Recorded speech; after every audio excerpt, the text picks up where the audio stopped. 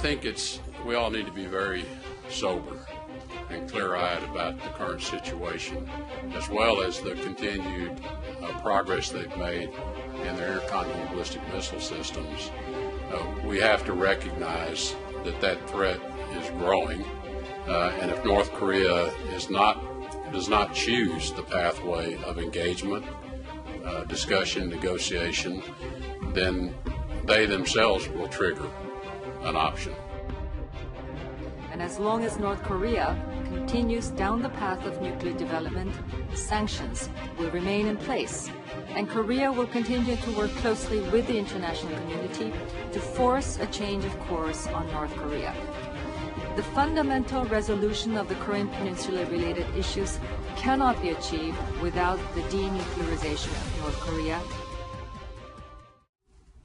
자, 이번 수사부터는 소종섭 전 시사저널 편집국장과 함께하겠습니다. 어서 오십시오. 안녕하세요. 네. 부드러운 대화론자로 북한에 대해서 무조건 대화를 제안하기도 했었던 틸러슨 국무장관. 이번에요, 밴쿠버 회의에서 다소 강력한 대북 경고성 발언을 했습니다. 이유정 기자. 예. 발언의 내용 요약해 주시죠. 네, 20개국 그 장관들이 모여서 한반도 안보와 관련된 회의를 하고 있는데 틸러슨 미 국무장관, 이분 굉장히 기업인 출신으로 부드러운 얘기를 많이 했었습니다. 그런데 이번에는 매우 강력하게 북한에 대한 경고를 쏟아놓습니다.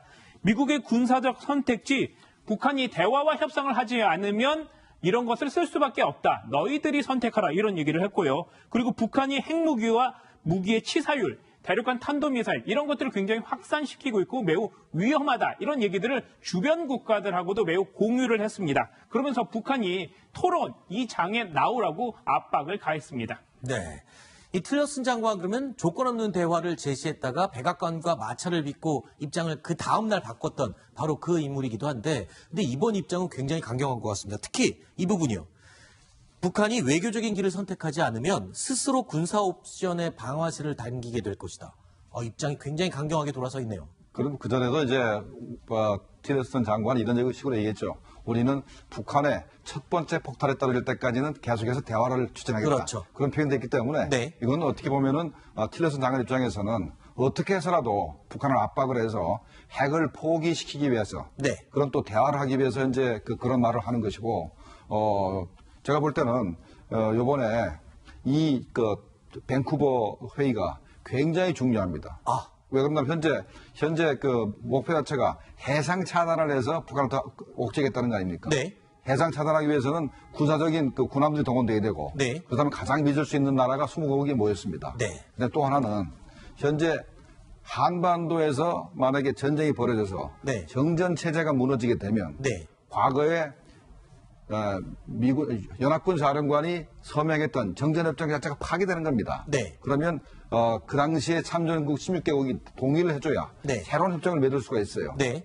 그 나라들이 전부 다 현재 밴쿠버에 모인 겁니다. 네. 그게 앞으로 그래서 한반도에 뭐 전쟁이 벌어지든가 하면은 새로운 협정을 맺기 위해서도 이런 시스템 자체를 한번 만들어 놓는 게 아닌가 이런 생각이 드는 겁니다. 그렇군요. 그러니까 한반도에서 새로운 전쟁이 일어날 가능성을 염두에 두고 모인 그 16개국, 한국전쟁 당시 참전국들만 모여서 또 다른 정전협정을 준비하는 게 아니냐. 굉장히. 이건 제 혼자서 한 얘기가 아니고, 네. 이 밴쿠버 회의 직전에 그 언론에 딱 한 줄 났었습니다. 네. 정전 체제를 변경시킬 수 있는 회의도 있을 수 있다라는 보도가 있었기 때문에 제가 이렇게 말씀드리는 겁니다. 알겠습니다. 자, 틸러슨 미 국무장관은요. 미국, 그러니까 미국이 북핵 문제를 해결하기 위한 대전제 조건을 다시 한번 강조했습니다. 바로 북한의 비핵화죠.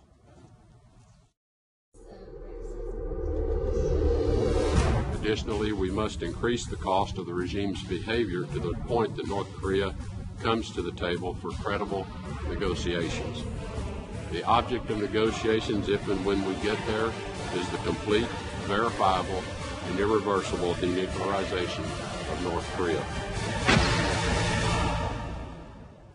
김종국 시작해서 이 밴쿠버 회의가 얼마나 중요한지를 지금 여러 가지 이유로 짚어주셨는데 일단은 이번 회의에서 한미 간의 북한에 대한 압박의 방법, 그런 기조에 드는 차이가 없다라는 것도 아마 다시 확인하는 그런 자리였던 것 같습니다. 그렇습니다. 우리 강경화 외교부 장관도 확실하게 그 입장을 밝혔죠. 네. 북한의 비핵화와 관련해서 완전하고 검증 가능한 그리고 불가역적인 이러한 북한의 비핵화, 이것은 우리 정부만이 아니고 국제사회의 일관된 어떤 목표다라고 얘기를 하면서 북한의 비핵화를 달성할 때까지 국제사회와 긴밀하게 계속해서 대북 공조 체제를 유지를 하겠다, 이렇게 확실하게 입장을 밝혔습니다. 네. 그래서 저희 뉴스탑10 제작진이 이 밴쿠버 회의를 나타내는 대표적인 사진이 한 장이 눈에 확 띄었습니다. 바로 이 사진입니다. 틸러슨 국무장관과 강경화 외교부 장관이 아주 친밀하게 무언가 속닥이면서 중요한 이야기를 하고 있는 모습인데요. 그래서 저희 제작진이 여기다가 말풍선을 한번 붙여봤습니다. 아마 이런 얘기를 하지 않았을까요? 비핵화와 압박 계속해야 한다라고 얘기하면 강경화 장관이 물론이죠 라고 대북 입장에 대한 같은 입장을 아마 확인하지 않았을까, 이런 생각도 듭니다. 어떠세요? 예, 그러니까 이제 이번에 그 북한 지도부가 평창으로 이제 대표단을 보내는 것도 네. 미국과 한국의 어떤 그 이간 정책을 쓰려고 하는 거거든요. 네. 그러니까 이제 과거의 김대중 노무현 정권처럼 미국을 약간 막아주면서 네. 북한 입장을 대변해주길 바라고 있는데, 실제로 이제 그렇게 되게 되면 굉장히 문제가 발생하기 때문에 네. 현재 정부는 그렇게 할 수가 없죠. 그러니까 북한 지도부의 바람은 있지만 실제로 지금 미국과 한국의 입장은 워낙 강경하기 때문에 네. 이건 이제 북한이 바뀌어야 될 것 같습니다. 그러니까 지금 자꾸 한국을 지금 부추기고 가지고 뭔가 해보려고 하는데, 이번에 틸러슨 장관의 저런 그 단호한 메시지나 또 미국 정부의 어떤 그런 메시지를 보면서 이제는 북한 지도부가 정말 정신을 차려야 된다. 네. 그렇게 보고 있습니다. 자, 틸러슨 국무장관이요. 지난 11월에 북한이 화성 15형을 발사했을 당시에 그 인근을 지나가던 여객기의 항공기 승무원들과 승객들이 화성 15형을 목격했다, 이런 말을 직접 언급을 했습니다. 이런 내용을 꺼낸 이유는 뭔가요? 일단 그 상황이 지난해 11월 달입니다. 좀 상당 기간 지났는데도 불구하고 이 문제를 거론한 거, 네. 민항기까지 대륙간 탄도미사일에 요격될 수 있다, 되게 위험하다, 이런 얘기를 콕 집어서 한 것 같습니다. 그렇죠. 당시에 그 상황은요, 미국 샌프란시스코에서 출발해서 홍콩으로 가는 여객기가 있습니다. 한 500m 떨어진 곳에서 대륙간 탄도미사일을 실제로 관측을 했고요. 그 일대에도 비슷한 크기에서 그 비행을 하고 있던 항공기, 민항기들이 꽤 많았습니다. 네. 그리고 그 항로로는 700개 이상의 비행기가 뜨고 내리기 때문에 언제든지 민항기에 요격될 수 있다, 이런 경고의 목소리를 낸 것입니다. 자, 그러니까 국제사회의 동참을 이끌어내고 이게 남의 얘기가 아니다, 바로 당신들의 얘기가 될 수도 있다라는 의미를 강조하기 위해서 민항기를 타고 가던 승객과 승무원들이 목격한 화성 15형 이야기를 꺼낸 것 같습니다. 맞죠? 맞습니다. 현재 북한의 핵미사일 그 개발 자체, 네. 도발 자체가 바로 인류 전체의 재앙이기 때문에 네. 인류가 다 힘을 합쳐서 북한을 압박을 하고 비핵화를 이끌어야 된다는 그런 그 공감대를 형성하기 위해서 현재 틸러슨 장관이 이렇게 얘기하고 있는데, 여기에 또 하나 이제 우리가 생각할 부분이 있는데, 만약에 한반도에서 전쟁이 벌어지게 되면 아마도 군대를 파병할 나라들이 현재 밴쿠버에 다 모인 겁니다. 네. 그래서 20개국이 모였는데, 만약에 다른 나라들은 힘들 것이고 아마 29개국에서 일부는 한반도 전쟁에 군대를 파견할 가능성이 있습니다. 네. 근데 그걸 염두에 두고 아하. 현재 틸러슨 장관은 이런 얘기를 계속하고 있는 겁니다. 그렇군요. 자, 북한 김정은에 대한 아주 철저한 분석을 위해서 미국은 아주 많은 준비를 하고 있는 것 같습니다. 그래서 이 부분 채널A는 주목을 했습니다. 지금 워싱턴에서요, 맹활약을 하고 있는, 한마디로 북한을 쥐고 흔들 수 있는 한인 여성 3인방이 있습니다. 어떤 여성들인지 이우종 기자, 예. 이 3명의 여성, 지금 워싱턴에서 북한 전문가, 한반도 전문가로서 굉장한 활약을 하고 있다고요.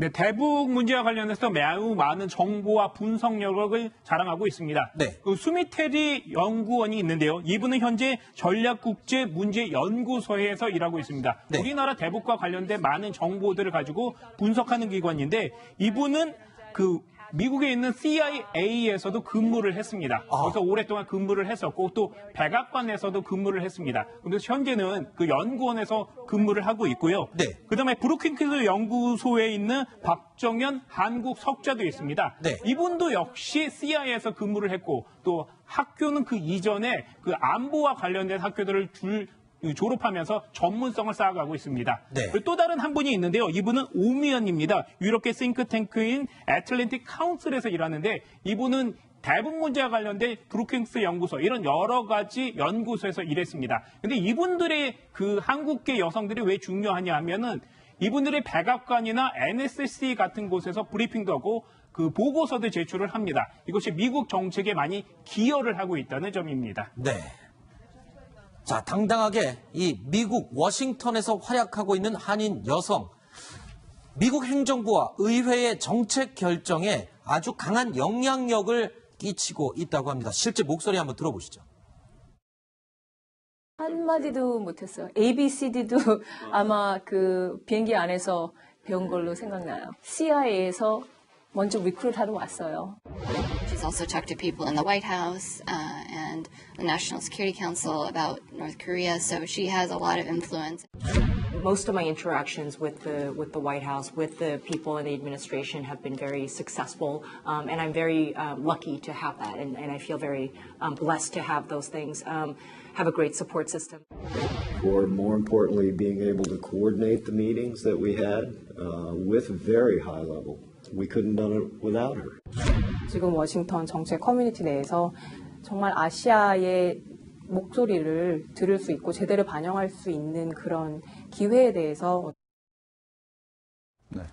김종원 시장님, 저기 혹시 저렇게 워싱턴과 의회에서 강한 영향력을 끼치는 저 한인 3인방 혹시 아시는 분 있거나 얘기를 들으신 바가 있나요? 뭐 수미테리는 잘 압니다. 아, 그래요? 네, 내가 현직에 있을 때도 CIA 근무할 때 그때 몇 번 만났고, 네. 지난번에 이제 콜롬비아 대학에서 세미나를 할 때 제가 이제 그 발표를 했고, 네. 수미테리가 이제 그때 뭐랄까 토론도 하고 그래서 저하고는 방면이 있습니다. 네. 상당히 그 똑똑하고, 네. 그다음에 이제 그 미국의 주류 사회에다가 네. 우리 한국의 입장을 이렇게 대변해 줄 수 있는 아하. 그런 역할을 하고 있기 때문에 네. 저 세 사람이 앞으로 우리 국가 이익을 보호하는데 네. 상당한 역할을 할 거로 이제 기대를 합니다. 그리고 또 미 행정부에서도 이 북한에 대한 정보 그리고 판단을 위해서 저 한인 여성 3인방의 목소리에 굉장히 귀를 기울이고 있는 그런 상황인 것 같습니다. 그렇죠. 아무래도 다른 미국인들이 우리 한반도의 우리 한국민의 정서, 우리 민족 전체의 정서를 잘 모릅니다. 그래서 한국 출신 학자지만 현재 미국이기 때문에 네. 그 사람들에 대한 그 사람들의 그 분석 결과를 네. 상당히 귀를 기울여서 이제 듣기 때문에 세 사람 역할이 그래서 중요한 겁니다. 그렇군요. 예, 저도 이제 스미테리 연구원을 제가 만나본 적이 있는데요. 네. 사실 이제 북한 전문가라는 것은 얼마만큼 북한 사람화되어 있는가거든요. 네. 그러니까 이제 그 스미테리가 이제 그 CIA에서 12년 동안 북한 정보를 취득을 했는데 네. 거의 북한 사람 수준입니다. 아, 북한화돼 있다. 예, 그래서 저하고 대화를 쭉 했는데 네. 과거에 김정일 정권 때부터 발생한 모든 사건들 다 빼고 있고요. 정보들을 상당히 정확하게 분석을 하고 있더라고요. 그래서 아마 무섭다. 그런 생각을 한 적이 있습니다. 예. 알겠습니다. 예. 북한을 잘 알기 위해서는 사고방식까지 완전히 북한화돼야 한다. 이런 부분 굉장히 흥미롭습니다. 자, 강철한 대표님 얘기는 오늘 여기서 마무리를 짓도록 하겠습니다. 오늘 말씀 고맙습니다.